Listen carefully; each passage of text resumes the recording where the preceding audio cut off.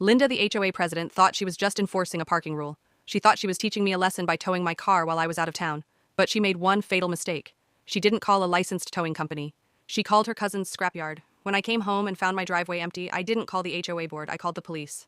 And 5 minutes ago, I watched them put Linda in the back of a squad car. She's not facing a fine. She's facing charges for grand theft auto. Here's how she lost her freedom over a parking spot. If you agree that entitled neighbors deserve to be taught a lesson, strike a blow for justice. Smash that subscribe button right now and join the team. You do not want to miss the next revenge. To understand why this ended in a felony arrest, you have to understand the car. It wasn't just a car. It was a 1969 Ford Mustang Boss 429. I had spent 5 years and over $80,000 restoring it. It was my pride and joy, and it was parked legally in my own driveway, covered with a high-end, custom-fitted tarp. Enter Linda. She had just been elected HOA president, and she was on a power trip. Linda hated car guys. She thought any car that wasn't a beige sedan was an eyesore. 2 days after she was elected, the letters started coming. First, it was a warning about unsightly vehicles. I ignored it. My car was covered. Then, a fine for commercial vehicle storage, which was ridiculous. It's a classic car, not a work truck.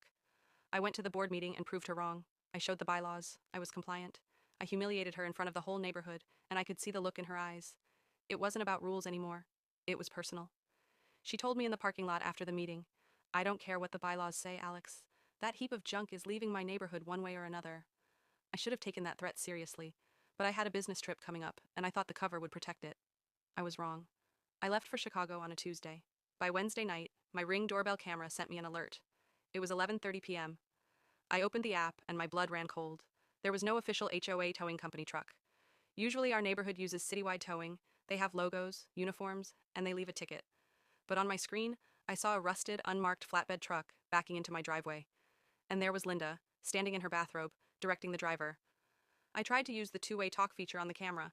I screamed, "Hey, that's private property! Stop!" Linda just looked at the camera, smirked, and made a shushing motion with her finger. Then the driver hooked up my Mustang. He didn't put it on dollies. He dragged it. I watched in horror as my vintage transmission scraped against the asphalt. I called the local police immediately to report an unauthorized tow. But when the dispatcher checked the logs, she said something that changed everything. "Sir, we have no record of a repo or a private property tow at your address. If a car is towed legally, they have to notify us within 1 hour. Nobody has called." That's when I realized this wasn't a tow. Linda hadn't called the contracted company because they would have refused to tow a legal car. She had gone off the books. She had given my $100,000 car to a stranger in the middle of the night.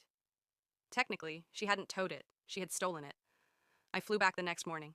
I didn't go to the impound lot because there was no impound lot to go to. I went straight home. I had already met with Officer Miller down the street. I told him to wait for my signal. I walked up to Linda's door. She answered before I could even knock, holding a clipboard. She looked so satisfied.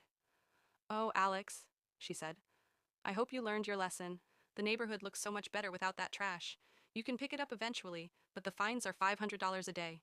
I played dumb. I asked, "Linda, where is the car? Which lot is it in? I need to get it now." She laughed. "It's at a secure facility my cousin runs, a yard a few counties over. Maybe if you pay the $2,000 towing fee in cash, I'll tell you where it is." That was the confession I needed. She admitted she used a personal contact, not the HOA vendor.